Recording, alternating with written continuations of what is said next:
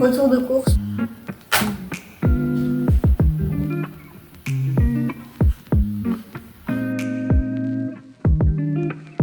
Bonjour, j'espère que tu vas bien.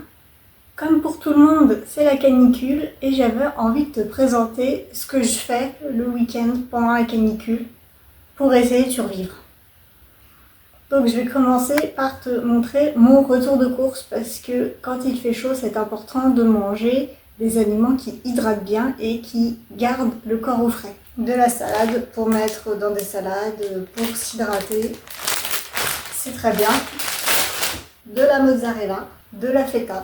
C'est pas parce qu'il fait chaud qu'il ne faut pas manger de protéines, donc c'est pour ça qu'il y a quand même des protéines, même quand il fait très chaud. Des danettes, du Philadelphia, des œufs bio, des tomates cerises, des pâtes et du riz, on avait pu en refaire un peu de stock, des crevettes déjà cuites, comme ça évite de devoir allumer de l'eau et de la faire bouillir, ça maintient l'appartement plus au frais. Une mini pastèque, des pommes, une carotte, des concombres. On est beaucoup sur des aliments qui sont riches en eau, comme le concombre, la pastèque, les tomates, la salade.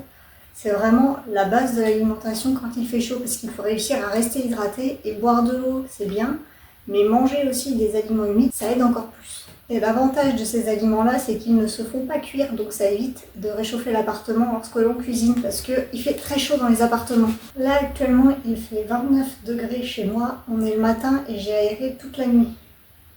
Le soir, on arrive autour des 32 degrés dans l'appartement. C'est pour ça que j'essaye de ne pas cuisiner, enfin le moins possible, ne pas allumer le four, ne pas allumer les plaques de cuisson. Quand il fait chaud, j'aime bien me faire des salades. Pour celle-ci, je viens faire des quartiers avec un concombre.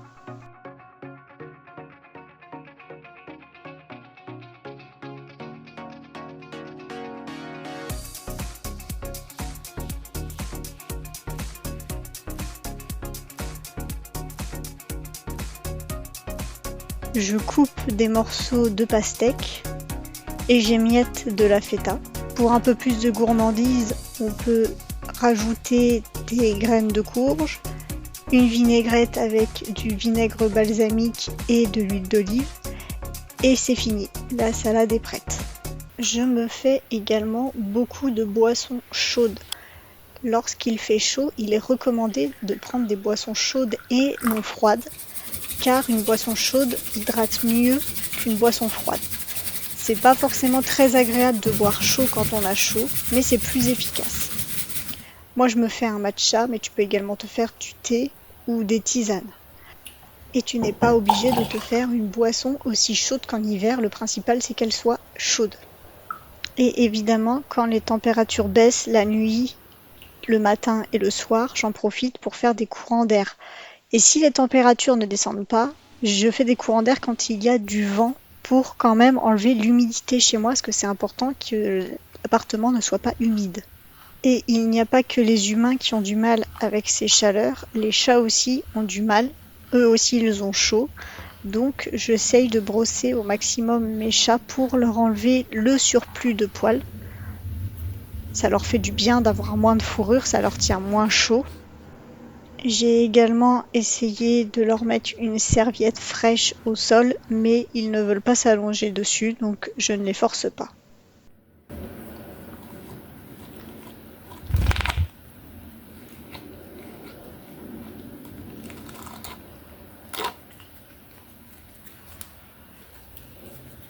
Les chats ont fréquemment des problèmes aux reins car ils ne boivent pas suffisamment d'eau. Quand il fait très chaud comme on peut avoir en ce moment, il est d'autant plus important de les aider à s'hydrater. Donc je leur donne de la pâtée. Je leur en donne toujours, mais j'en donne un peu plus quand il fait chaud pour qu'ils restent bien hydratés. Que ce soit la canicule ou pas, il faut bien faire le ménage chez soi.